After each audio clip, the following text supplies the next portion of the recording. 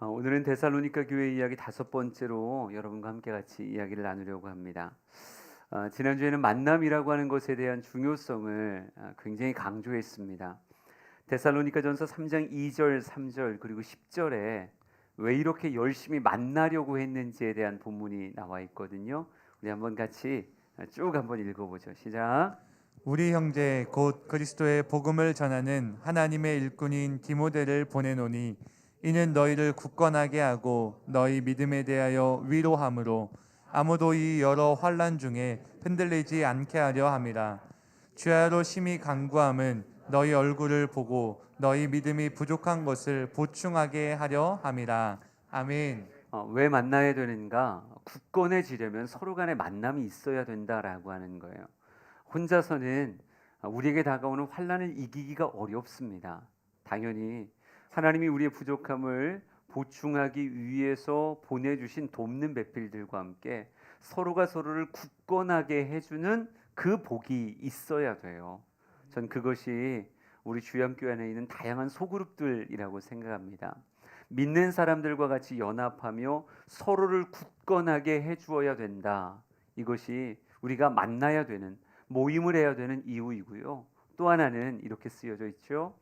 주야로 심히 간구하면 너희 얼굴을 보고 너희 믿음이 부족한 것을 보충하게 하려 함이라, 이렇게 말하고 있어요. 이미 전해준 것이 풀어지지 않도록 굳건하게 해주는 것도 필요하고요. 이 모습 위에 더 나은 것들을 보충해가는 모습도 필요하다라고 하는 거예요. 데살로니가 교회는 좋은 교회였습니다. 익히 많이 이야기했지만 잘 본받은 교회였고요. 본이 되어지는 교회였습니다.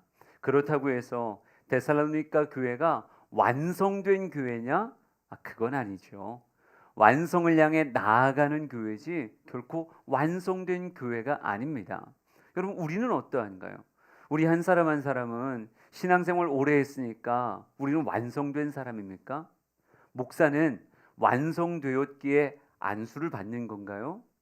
장로는 안수를 받는 이유가 이 사람은 이제 완성되었습니다, 그래서 받는 거예요? 아니요, 그렇지 않습니다. 우리는 어떤 직분이든 얼만큼의 신앙생활을 했든 더 나은 완성을 향해 나아가는 사람이지 결코 다 이루었다라고 말하는 사람이 아니다라고 하는 거죠. 사도 바울의 삶이 일평생 건강할 수 있었던 이유가 무엇일까? 그 안에 교만이 없었다고요. 자만심이 없었어요. 다 이루었다, 내가 다 성취했다, 이런 교만함이 없이 끝없이 부름의 상을 바라보며 표대를 향해 나아가는 모습이 사도 바울에게 있었기 때문에 그의 신앙생활이 건강한 것이었죠. 우리 빌립보서 3장 12절에서 14절을 우리 같이 한번 읽어보겠습니다. 시작. 내가 이미 얻었다 함도 아니요 온전히 이루었다 함도 아니라 오직 내가 그리스도 예수께 잡힌 바 된 그것을 잡으려고 달려가노라. 형제들아, 나는 아직 내가 잡은 줄로 여기지 아니하고 오직 한 일, 즉 뒤에 있는 것은 잊어버리고 앞에 있는 것을 잡으려고 표대를 향하여 그리스도 예수 안에서 하나님이 위에서 부르신 부름의 상을 위하여 달려가노라. 아멘. 아멘. 다 이루었다 생각하는 순간 저물기 시작하는 거예요. 태양도 정점에 올라선 순간 그때부터 내려오기 시작하는 거라고요. 저는 우리의 일생이 내려감을 경험하는 것이 아니라 그냥 주님 앞에 설 때까지 계속 올라가는 그런 삶이 되었으면 좋겠습니다. 이 거룩에 대한 열망이 끊어지지 않아서 여전히 믿음을 키우는 걸 즐거움으로 여길 수 있는 사람이 하나님께는 큰 기쁨의 사람이요, 사단은 정말 무서워할 만한, 사단이 두려워 떨 만한 그런 인물이지 않을까 싶어요. 그래서 거듭 이야기하지만 데살로니가 교회 참 좋은 교회라, 칭찬받기에 합한 교회이지만 이 교회도 더욱더 힘을 써서 하나님의 기쁨 되기 위하여 사도 바울이 오늘의 메시지를 보내고 있는 거예요. 4장 1절은 이렇게 말합니다. 그러므로 형제들아, 우리가 끝으로 주 예수 안에서 너희에게 구하고 권면하노니 너희가 마땅히 어떻게 행하며 하나님을 기쁘시게 할 수 있는지를 우리에게 배웠으니 곧 너희가 행하는 바라 더욱 많이 힘쓰라, 이렇게 말합니다. 더욱 많이 힘쓰라. 무엇을 위해 힘쓰는 거예요? 어떻게 하면 하나님을 기쁘시게 할 수 있을지, 잘 배우고 그것에 대해서 힘을 쏟아 그 일을 이루기 위해 달려나가라 라고 하는 거죠. 그러면서 오늘 4장의 메시지가 시작되고 있어요. 그들에게 더욱 힘써서 하나님을 기쁘시게 하는 자가 되어야 된다라고 말하며 그들에게 주는 메시지가 무엇이었을까? 오늘 데살로니가 4장 2절부터 6절까지의 말씀을 쭉 읽어볼 겁니다. 오늘 본문의 가장 중요한 배경입니다. 읽어보죠. 시작. 우리가 주 예수로 말미암아 너희에게 무슨 명령으로 준 것을 너희가 아느니라. 하나님의 뜻은 이것이니 너희의 거룩함이라. 곧 음란을 버리고 각각 거룩함과 존귀함으로 자기의 아내 대할 줄을 알고 하나님을 모르는 이방인과 같이 세욕을 따르지 말고 이 일에 분수를 넘어서 형제를 해하지 말라. 아멘. 그들에게 명령이라고 하는 말로 이야기하고 있어요. 이것이 주 예수로 말미암아 너희에게 명령으로 준 것이다. 해도 되고 안 해도 되고가 아니에요. 선택이 아니라 명령이라고 하는 당연히 우리에게 명령을 따라가는 복종의 모습, 순종의 모습이 있어야 되겠죠. 근데 데살로니가 교회 그렇게 생각할 때마다 감사를 고백하던 이 데살로니가 교회에게 주는 명령이 무엇인가 봤더니요, 깜짝 놀랄 명령을 하고 있어요. 어떻게 알아? 음란을 버리라 이렇게 말하고요, 이방인과 같이 세욕을 따르지 말라 이렇게 말하고요, 이 일에 분수를 넘어서 형제를 해하지 말라. 음란과 세욕으로 말미암아 분수를 넘어서는, 그래서 형제들을 해하게 만드는 이런 일들 너희 안에서 제거하라 이렇게 말하고 있어요. 여러분, 분명 데살로니가 교회 좋은 교회인데 그 교회에 너희가 하나님을 더 기쁘시게 하길 원한다면 너희가 힘써서 행해야 되는 일을 이야기해 주마. 그러며 서신을 보냈는데 그 서신 안에 깜짝 놀랄 만한 이야기죠. 너희들 음란을 버려야 된다. 이방인 같았던 그 이전의 세욕을 더 이상 따르면 안 된다. 그런 것들로 분수에 넘어서서 형제를 해야 하는 이런 모습이 있으면 안 된다라고 말하고 있다는 거죠. 여러분, 좋은 교회였는데 그럼에도 불구하고 그들 안에 뭐가 있었어요? 음란과 행음에 관한 문제가 있었다라고 하는 거예요. 사도 바울은 정체성이 이방인의 사도입니다. 베드로는 유대인의 사도라고 불리웠다 그러면요, 사도 바울은 이방인의 사도라고 불리우며 하나님 주신 마음 따라 수많은 이방 지역들을 돌아다니며 그들을 만나서 복음을 전했고 그곳에 수많은 교회를 세웠던 참 훌륭한 이방 선교사가 사도 바울이라고 말할 수 있어요. 그런데 바울이 세웠던 참 많은 교회들이 있죠. 영향력 아래 세워졌던 교회들도 있고요. 근데 그 교회들에게 쓴 서신이 신약 성경에 참 많이 바울 서신이라고 하는 그런 카테고리로 수많은 성경들이 기록되어져 있습니다. 근데 참 재밌는 게 뭐냐면요, 이방인 교회들, 이방인 중에서 교회로 세워진 교회들에게 한결같이 편지를 보낼 때마다 빠지지 않는 주제가 있다는 거예요. 그게 무엇에 대한 주제냐? 음행, 음란, 이것에 대한 이야기가 성경에 빠지질 않습니다. 로마로 보낸 서신이죠. 로마서 안에서도 이렇게 말하고 있어요. 남자들도 순리대로 여자 쓰기를 버리고 서로 향하여 음욕이 부릴 듯하며 남자가 남자와 더불어 부끄러운 일을 행하여 그들의 그릇됨에 상당한 보응을 그들 자신이 받았다. 여러분, 남자가 남자와 더불어, 동성애잖아요. 심지어 이런 이야기, 음욕이 부릴 듯해서 일어나는 이런 이야기를 로마에 있는 교회에게 서신으로 보냈었고요. 고린도전서 5장 1절에도 이렇게 말합니다. 너희 중에 심지어 음행이 있다 하는 말을 들으니 그런 음행은 이방인 중에서도 없는 일이다 이렇게 말하고 있어요. 너희 안에 음행이 있구나라고 하는 이야기가 들린다. 고린도 교회에 서신을 보내면서 했던 이야기입니다. 갈라디아서에는 이렇게 쓰여져 있습니다. 육체 일이 분명하다. 음행과 더러운 것과 호색과 이렇게 말하고 있어요. 음행, 호색이라고 하는 것이 갈라디아 교회에도, 에베소 교회도 말합니다. 음행과 온갖 더러운 것과 탐욕은 너희 중에서 그 이름조차 부르지 말라. 근데 이런 일들이 있으니까 이야기를 하는 거거든요. 골로새서 3장 5절에도 음란과 부정과 사욕과 악한 정욕과 탐심, 이런 것들이 땅에 있는 지체인데 이것들이 너희 안에 살아있다는 거, 이거 죽이라, 이렇게 말하고 있어요. 여러분, 교회가 세워진 곳곳에 무슨 문제가 있었다? 음행과 음란의 문제가 있었다라고 하는 거예요. 우리가 잘 알듯이 유대인들은 오랫동안 선민의식을 가지며 하나님의 말씀 안에서 인생을 살려고 노력했었어요. 그런데 유대인 안에서도 때로는 음란과 음욕의 문제가 시비가 될 때가 많았죠. 그래서 예수님에게도 음행 중에 잡힌 여인이 붙잡혀 와가지고 뭐 돌로 치릴까 말릴까 이런 일들이 있었잖아요.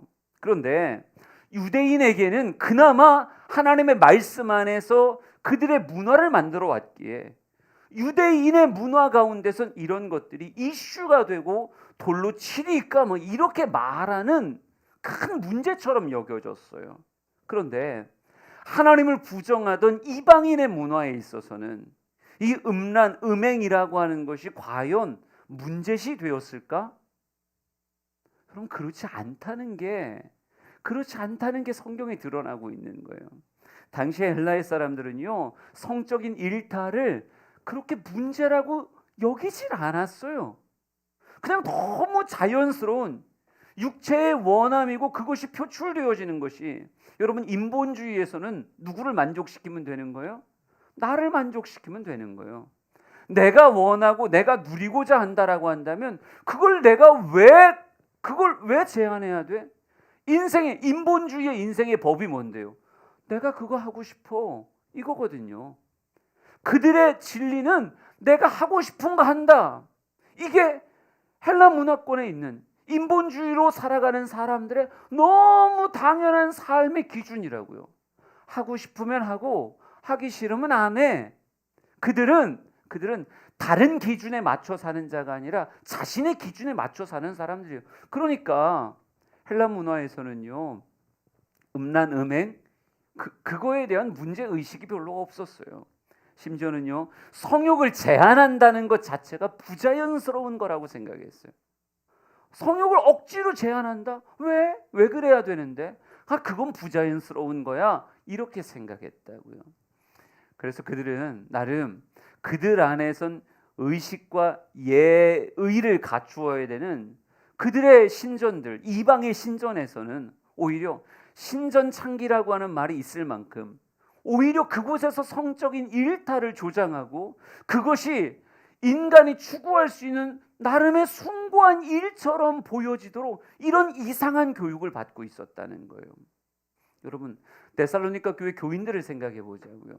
그들이 바울을 통해서 복음이 전해지기 전에 어디에서 살고 있었던 거예요? 그런 이방의 문화 가운데서 살고 있었던 거예요. 예수 믿기 전엔 그들도 당연히 인본주의로 살았죠. 내가 원하니까 성적인 일탈을 그걸 그냥 세상의 문화 그대로 받아들여서 그들도 그렇게 살았던 거예요. 성적인 거 왜 그걸 제한해야 돼? 그게 호색하는 거, 그런 음란함을 정말 관음하기도 하고 행하기도 하고 이게 왜 제한받아야 되냐고. 그들 그렇게 살던 사람들이라고요. 그랬던 그들이 하나님이라고 하는 분을 누구를 통해 만난 거예요? 바울이 전한 복음을 통해서 만난 거예요. 그들이 예배라고 하는 새로운 문화를 받아들였죠. 그들끼리 모여서 교회를 이루기도 했고요. 그들 안에 기도하고 찬양하고 말씀을 듣는 일들이 있었을 거예요. 그런데 그들이 모였을 때만큼은 새로운 것을 받아들이는 흥분감이 있었겠지만 예배가 파하고 모임이 파하고 그들의 삶의 자리로 돌아갔다고 치자고요. 돌아가고 나면 다시 어디로 가는 거예요? 헬라의 문화 안에서 그냥 살아가는 거예요. 일상에서 만나는 사람들과 하는 대화가 일상의 사람들과 만나서 행하려고 하는 어떤 모임의 정체성 자체가 전혀 교회와 맞지 않는다는 거예요. 여러분, 많은 사람들이 그럴 때 어떻게 하는 줄 아세요? 이렇게 해요. 이땐 이렇게, 저땐 저렇게. 카멜레온이라고 하는 동물이죠. 그건 주변의 모습에 따라 자기 색깔을 바꿔요. 자기 색깔을 이렇게 저렇게 색깔을 바꿔간다고요. 그러니까 교회에서 모임할 때는 그런 모습을 보이다가도 밖에 나가서 다시 일반 데살로니가 사람들과 교제할 때는 그냥 그 모습을 보이는 거예요. 이때는 이렇게 저때는 저렇게 라고 하는 것이 어색하지 않게 그냥 공존하고 있는 거죠. 근데 바울이 그들에게 서신을 보내고 그들에게 말씀을 보내며 이렇게 말하는 거예요. 아니다. 너희의 삶에서 음란, 음행이라고 하는 문제는 결코 좌시할 수 있는 게 아니다. 그것을 반드시 무엇해야 된다? 그것을 제한하고 잡아야 어디로 갈 수 있다? 거룩으로 갈 수 있다. 진정한 하나님과의 깊은 교제로 들어갈 수 있다. 지금 신앙생활에 초입해서 아우 신나 새로운 문화야. 이거 너무 재밌는데? 근데 여기가 아니라 진짜 신앙생활 안으로 들어오려면 더 깊이 와야 되는데 거룩이라고 하는 것으로 침노에 들어가기 위해선 당연히 세상의 부유물들, 나를 떠오르지 못하게 만드는 모래주머니 같은 세상의 부유물들을 던져버리는 용기가 있어야 된다는 거예요. 여러분, 오늘날 우리가 교회에서는요, 이 음란 음행이라고 하는 것 주제를 가지고 이야기하는 거 우리 그렇게 꺼리죠. 당연하죠. 이런 강해 비슷한 설교, 성경을 처음부터 끝까지 쭉 보는 설교의 유익이 뭔 줄 아세요? 만약 여러분이 저와 특별한 집회를 한다, 혹은 일주일에 한 번씩 그냥 전하고자 하는 말씀을 전한다고 얘기하면 음행, 음란이라고 하는 주제를 가지고 설교를 저는 안 할 것 같아요. 그냥 더 기도 열심히 합시다. 성령 충만합시다. 이렇게 설교를 하겠죠. 근데 이렇게 쭉 보는 성경 앞에서는 빠져나갈 수가 없거든요. 그리고 이것이 다루어야 되는 거구나. 다시 한번 사명감이 들게 되거든요.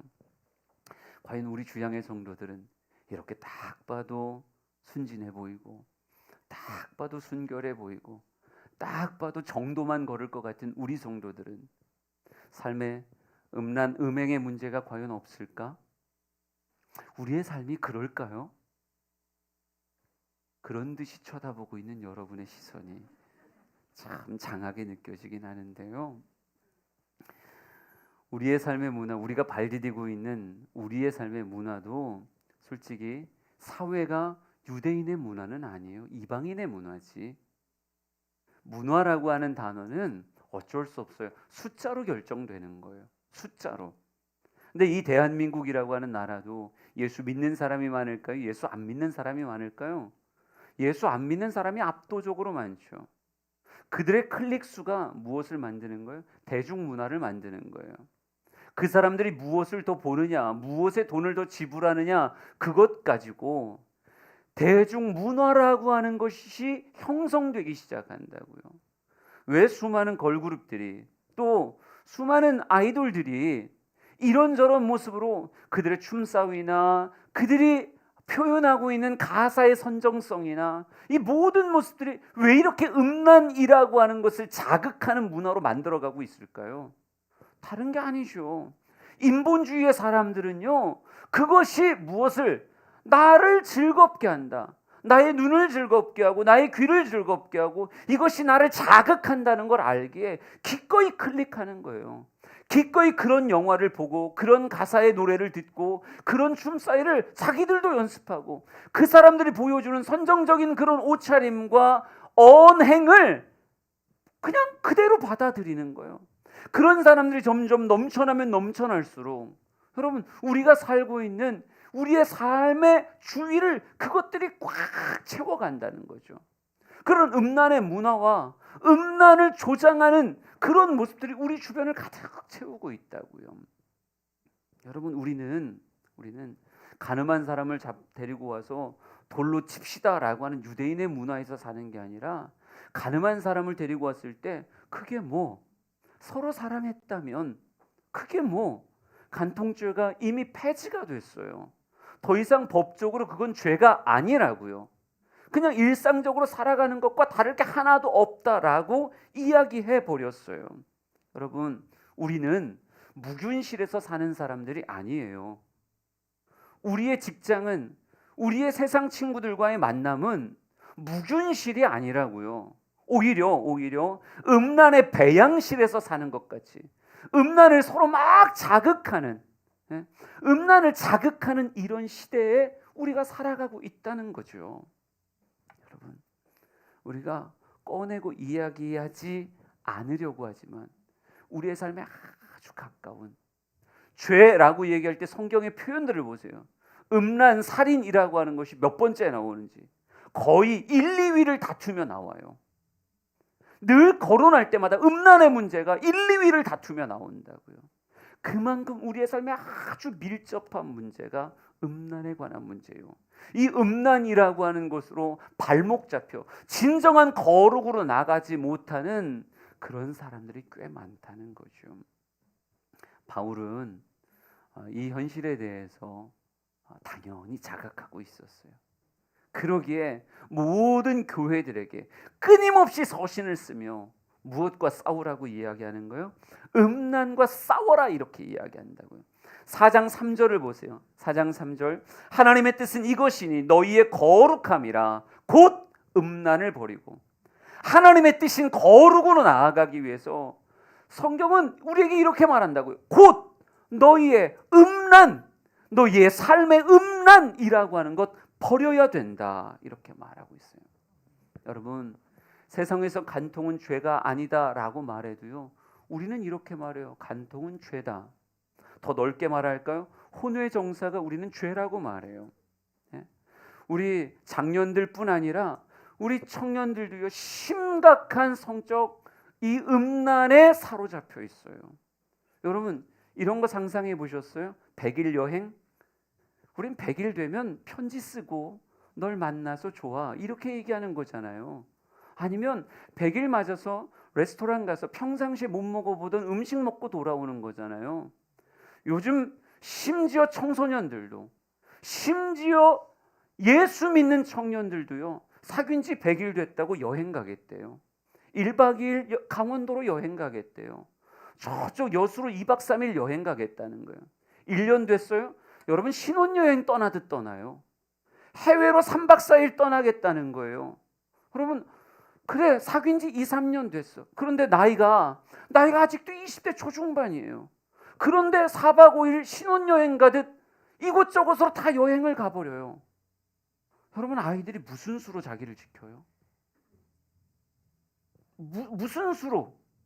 여러분이 용기 내서 제주도라도 한번 여행 가보세요. 그 비행기에 누구랑 같이 타서 가는지. 여러분, 아주 새까맣게 어린애들이 그 비행기를 가득 메워요. 가자마자 렌트카 빌려 타고 이곳저곳 다 숙소 잡고 그러고 돌아다니면서 노는 거예요. 여러분, 이게 밖에 있는 아이들, 우리 자녀들 말고 다른 아이들의 이야기일까요? 우리의 자녀들도 그런 아이들이 부지기수라고요. 그러다가 만났다가 또 헤어지고 또 다른 사람을 만나요. 그런데 사귀는 패턴은 늘 똑같아요. 우리가 살아가는 삶이 이렇다니까요. 여러분, 동성애에 대해서, 여러분 심지어 신학교 안에서도요, 동성애에 대해서 받아들여야 된다라고 목소리를 높이고 대자보를 쓰는 사람들이 요즘 점점 많아지고 있어요. 그걸 받아줘야 된다고 이렇게 주장하는 사람들이 있기 시작했어요. 성경은 분명히 순리가 아니다, 그건 순리가 아니다, 하나님의 뜻이 아니다 라고 선명하게 말하고 있음에도 시대가 변해가고 있지 않느냐. 우리가 언제 진리의 복음을 외쳤지 시대의 복음을 외쳤어요? 복음이라고 하는 것이 시대 따라 달라질 수 있는 거예요? 아님에도 불구하고 자기들끼리 결정했어요. 더 이상 죄가 아니라는 거예요. 더 이상 그런 것들이 죄가 아니래요. 성도착, 진짜 호색의 음란의 그런 시선과 행동으로 꺼내지 않았을 뿐 그 안엔 진짜 호색의 마음이 가득해서 틈만 나면 그런 말도 안 되는 농담을 입으로 짓거리고 그런 곳에 가서 은근히 관음을 즐기고 은근히 그런 분위기를 즐기면서 난 그렇게까지는 안 했으니까. 여러분, 그런데 이게 생각보다 무서운 문제라니까요. 음란이 생각보다 무서운 문제라고요. 그냥 바뀌어지는 시대다라고 말하며 우리가 세상에서도 폐지된 간통죄를 왜 교회에서 이야기하느냐? 법원에서 아니라고 하는데 왜 교회에서 이야기하느냐? 왜 아이들이 아니 그렇게 당연히 교제하면서 그렇게 살아가는 거지. 그러면서 남자를 알아가고 여자를 알아가는 거지. 그리고 몇 명 사귀고 만나봐야 진짜 좋은 남자 찾을 수 있는 거고 좋은 여자 찾을 수 있는 거야. 이렇게 말하면서 그거 우리가 그냥 그렇게 받아주는 것이 맞냐고요. 여러분, 사단은요 이게 얼마나 힘 있는지 안다니까요. 음란이라는 것이 얼마나 강력한 힘을 가지고 있는지 너무 잘 알아요. 호세아 5장 3절 4절 말씀 한번 보세요. 호세아 5장 3절 4절 같이 읽습니다. 시작. 에브라임은 내가 알고 이스라엘은 내게 숨기지 못하나니 에브라임아 이제 내가 음행하였고 이스라엘이 더러워졌느니라. 그들의 행위가 그들로 자기 하나님에게 돌아가지 못하게 하나니 이는 음란한 마음이 그 속에 있어 여호와를 알지 못하는 까닭이라. 아멘. 잘 보세요. 음행으로 말미암아 더러워져요. 더러워졌을 때 4절 보세요. 이렇게 써 있습니다. 그들의 행위가 그들로 자기 하나님에게 돌아가지 못하게 한다. 여러분, 음행이라고 하는 것이요 그들의 발목에 채워진 족쇄 같다고요. 아버지 집으로 가야 돼, 아버지께로 가야 돼, 그 마음이 있어도요 그 행위가 그들을 붙잡아서 어디로 못 가게 한다고요? 아버지께로 돌아가지 못하게, 하나님에게 돌아가지 못하게 하나니 이는 음란한 마음이 그 속에 있어 여호와를 알지 못하는 까닭이라. 말씀을 잘 상상하면서 보세요. 왜 못 돌아가는 거예요? 음행의 행위와 그 음란한 마음이 그의 마음에 있었던 여호와를 지운다니까요. 하나님을 지워버려요. 여러분, 음란에 심취하게 되면요 하나님이 생각이 안 난다니까요. 그분의 말씀이 떠오르지 않아요. 여러분, 탕자라고 하는 사람이 아버지에게로 돌아올 수 있었던 이유가 뭐예요? 더 이상 음란할 수 있는 재력이 없었기 때문에 그래요. 큰형의 고발이 이거잖아요. 아버지의 돈을 창기와 함께 다 말아먹어버린 저 둘째 아들입니다. 창기의 품 안에 누워서 그 안에서 호색하고 있을 때는요 아버지 생각 안 났다니까요. 아버지에게 돌아갈 마음도 없었고요 아버지가 생각조차 안 났어요. 그런데 음란에도 돈이 들거든요. 근데 그 돈을 다 써버렸네요. 다 써버리고 나서 아무것도 없이 빈털터리가 되고 난 다음에 더 이상 음란을 즐길 수가 없어요. 그런 상황에 비참함 가운데서 다시 스물스물 뭐가 생각나는 거예요? 아버지가 생각나는 거예요. 여러분, 음란에 사로잡혀 있을 때는, 그 음란이라고 하는 마약에 사로잡혀 있을 때는 하나님 생각 안 나요. 하나님께 돌아가겠다 이런 생각 없어요.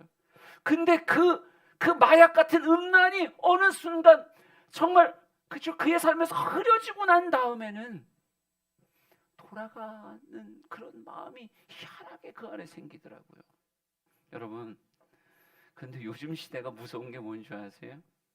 요즘 시대는 돈 없어도 음란할 수 있어요.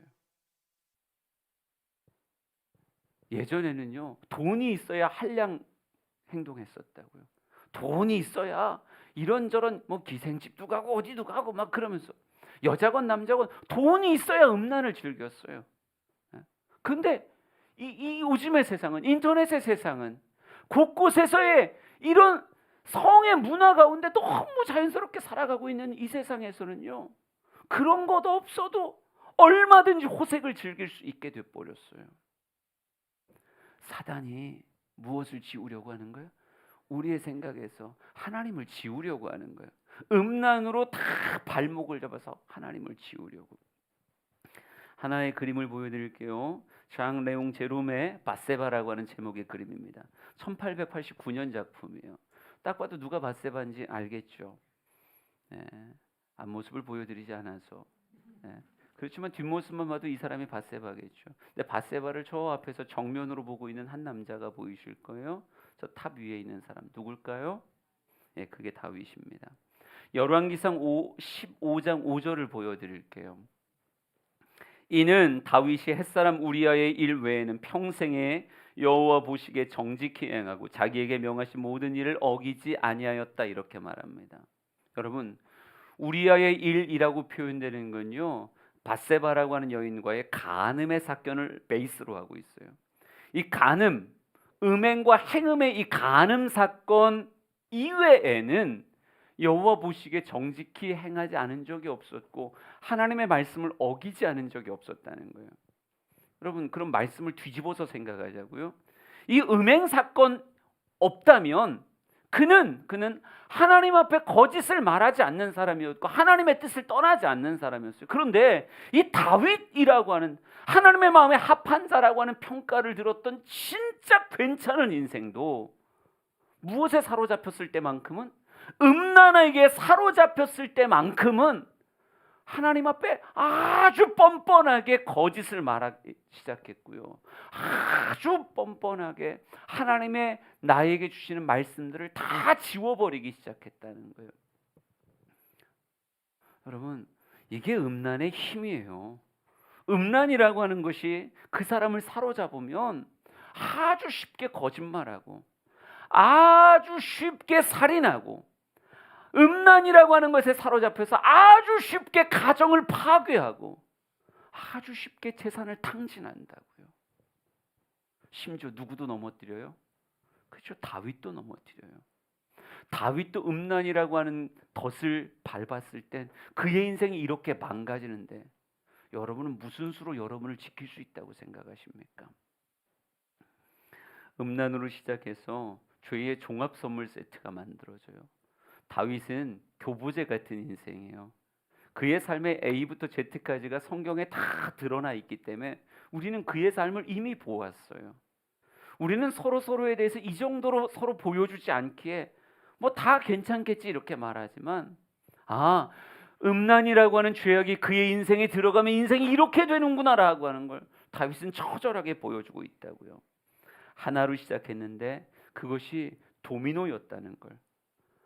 나는 밧세바 저 여인을 보고 그냥 내가 저 여인을 품고 싶다는 마음 하나 가졌을 뿐인데 이렇게 생각했겠지만, 그것으로 시작해서 또 다른 도미노가 줄줄줄줄줄줄 넘어지는구나라고 하는 거. 사탄은요, 음란의 힘을 너무 잘 알고 있고 그것을 사용해서 넘어뜨렸던 경험을 너무 많이 가지고 있어요. 여러분, 바둑을 두어도 그렇고 장기를 두어도 그렇고 어떤 게임을 해도 그래요. 여러분, 나름의 필살의 어떤 나름의 기보들을 갖고 있지 않아요? 이거 참 잘 먹혀. 이렇게 하면 나의 승률이 참 좋아라고 하는, 그래서 늘 그 패턴을 따라 두게 되는 몇 수를 가지고 있다고요. 사단에게는요, 사람들이 어떤 것에 너무너무 잘 넘어지는가라고 하는 나름 검증된 데이터로 가지고 있는 아주 잘 먹히는 필살의 무기가 있어요. 그게 뭔지 아세요? 시대를 쭉 타고 오면서 한 번도 성욕의 불이 꺼지지 않는 인간에겐 음란이다. 짐승에게는 발전기라는 게 있지만 그때 그 순간 짧게 강렬하게 오는 발전기를 갖고 있지만, 여러분, 사람은요 1년 365일이 발전기예요. 그러니까 사람이라고 하는 이 존재를 무너뜨림에 있어서 음란, 음행이라는 게 얼마나 잘 먹히는 정말 기가 막힌 수다라고 하는 걸 사단은 이미 결과로, 검증된 결과로 가지고 있어요. 역사를 통해서 보세요. 얼마나 정말 대단한 정치인들을 넘어뜨렸는지, 얼마나 대단한 기업의 총수들을 넘어뜨렸는지, 얼마나 상아탑에서 고고하게 학자의 길을 걸어갈 것 같았던 사람들을 무너뜨렸는지, 얼마나 동네에서 존경받던 사람들을 넘어뜨렸는지, 여러분, 얼마나 많은 연예인들을 넘어뜨렸는지, 얼마나 많은 성직자들을 넘어뜨렸는지. 사단은 데이터를 갖고 있다니까요. 그럼 여러분을 넘어뜨릴 때도 사단은 당연히 이 음란의 유혹을 사용하겠죠. 수많은 사람들이 이 음란 앞에 명예를 내던지는 걸 보았고, 가정을 내던지는 걸 보았어요. 재산을 내던지는 걸 보았고요. 그 인생이 정말 불나방이 되어서 불길을 향해 뛰어드는 걸 사단은 보았고 확증된 결과로 가지고 있다고요. 여러분이 좋은 교회를 이루어갈 때 사단은 여러분에게 음란의 덫을 놓고 여러분을 흔들려고 하고 있습니다. 그러게 주님은 이야기하는 거예요. 음란에 발 디디면 어떻게 된다? 지금 아무리 좋은 모습을 가지고 있어도 그거 넘어지게 된다. 넘어지게 된다. 그러니 무엇하라는 거예요? 거룩을 위해서 반드시 정리해야 되는 옛 문화가 뭐라는 거예요? 음란의 문화라는 거예요. 에베소서 5장 3절과 베드로전서 4장 3절을 보여드릴게요.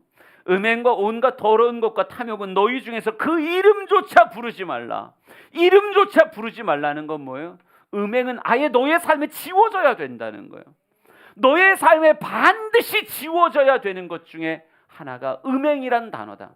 베드로전서 4장 3절은 이렇게 써 있습니다. 너희가 음란과 정욕과 술 취함과 방탕과 향락과 무법한 우상 숭배를 하여 이방인의 뜻을 따라 행했던 것은 지나간 때로 족하다. 여러분, 술 드실 만큼 드신 거예요. 이제 그만 드셔도 돼요. 지나간 때로 족합니다. 여러분 다 음란했던 거 지나간 때로 족해요. 아니, 예전에 그랬던 걸로 족하시라고요. 그걸 또 나의 오늘에 나의 내일에 채울 생각하지 말고 지나간 때 그랬던 걸로 방탕과 향락과 무법한 인생 살았던 거 진짜 참 복음 만나기 전에 그랬던 걸로 이미 족하시라고요.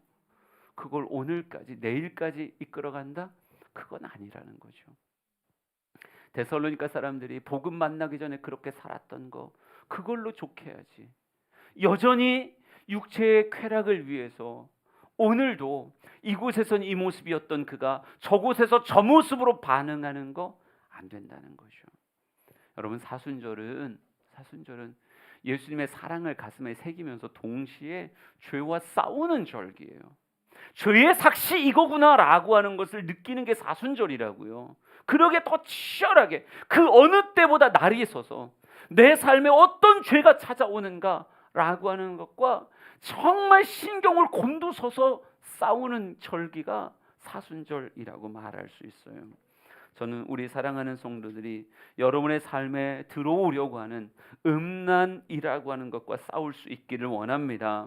진짜 우리 주양의 성도들 가운데 청년이건 뭐 우리 장년이건 가릴 것 없이 간통보다 혼외정사가 더 큰 개념이거든요.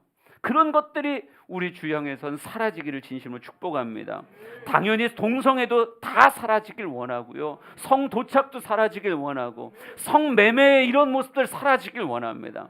여러분의 삶에 그 어떤 유혹이 들어올 때 여러분이 뜻을 세우고 나는 하나님께 나아갈 자다라고 말하며 그것들과 치열하게 싸워낼 줄 아는 누군가 여러분에게 벌건 얼굴로 우리 그렇게 할까 뭐 이야기할 때 잘 정색 안 하겠지만 그때만큼은 정색해서 나 싫어.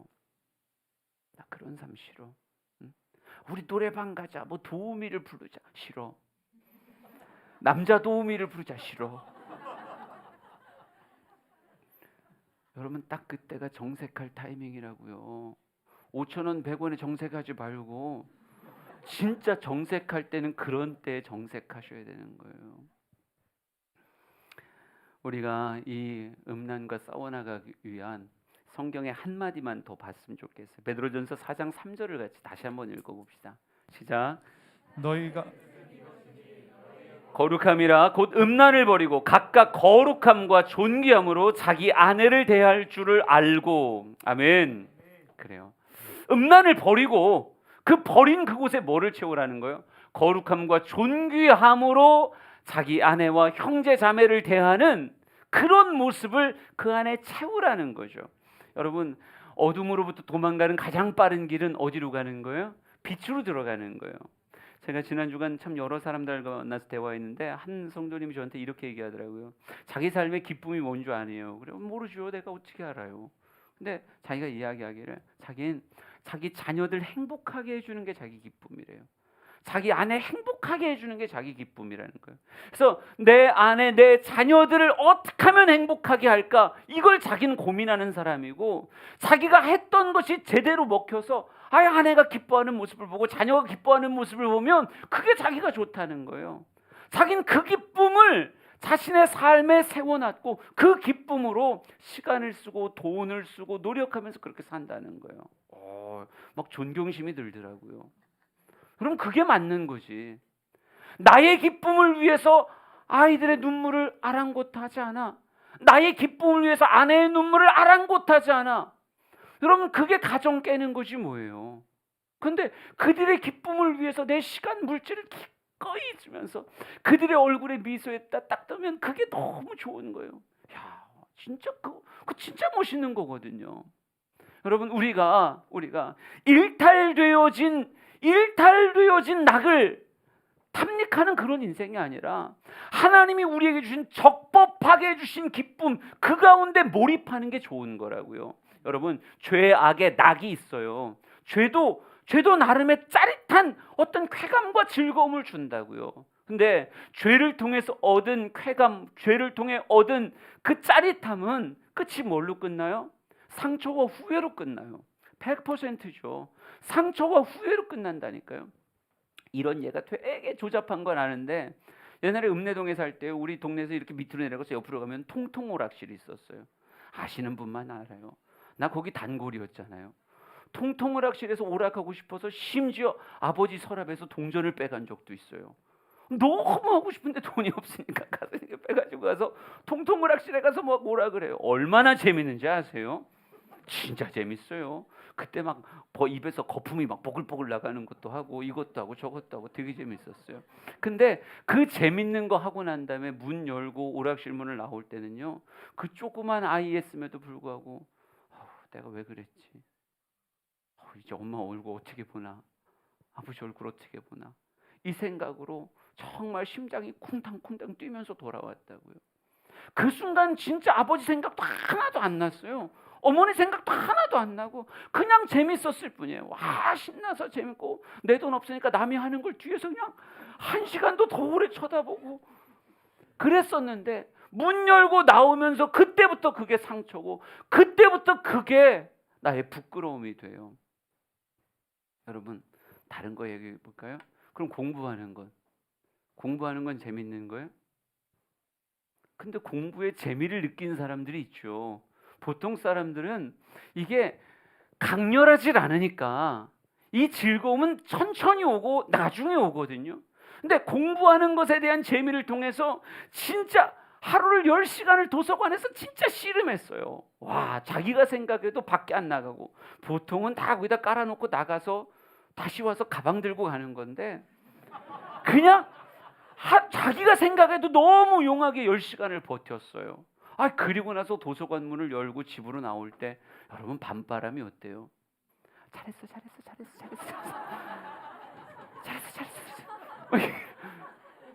왠지 어머니 얼굴 빨리 보고 싶고 아버지 얼굴 빨리 보고 싶고 가서 간식을 내오시오.